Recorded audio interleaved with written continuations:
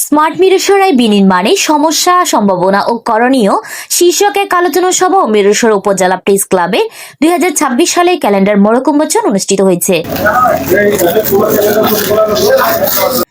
শনিবার সকাল 11টায় মিরসরাই উপজেলা প্রেস ক্লাবের নিজস্ব কার্যালয়ে আলোচনা সভা অনুষ্ঠিত হয়।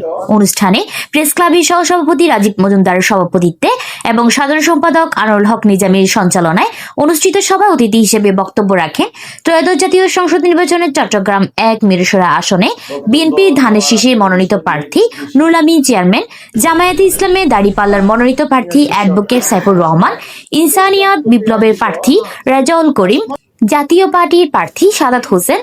আগে আমাদের নিজেদেরকে স্মার্ট হতে হবে। আমাদের পিপল যদি স্মার্ট ডেভেলপমেন্ট না করে তাহলে আপনি স্মার্ট মিরসরাই পাবেন না। মিরসরাইকে অবৈধ একটা উপজেলা বলবো। আলোচনা সভায় বক্তারা স্মার্ট মিরসরাই বিনির্মাণে বিদ্যমান সমস্যা, সম্ভাবনা ও করণীয় বিষয়গুলো তুলে ধরেন। একই সঙ্গে নির্বাচনে পরবর্তী সময়ে টেকসই উন্নয়নের লক্ষ্যে সমন্বিত উদ্যোগ গ্রহণের আশ্বাস দেন তারা। সম্মানিত সভাপতি আমাদের মাঝে উপস্থিত। মিরসরাই বিনির্মাণে যে আমাদের আজকের আয়োজন, এটি আমেরিকা। বক্তারা আগামী মিরসরাই গঠনে সবাইকে ঐক্যবদ্ধভাবে কাজ করার আহ্বান জানান।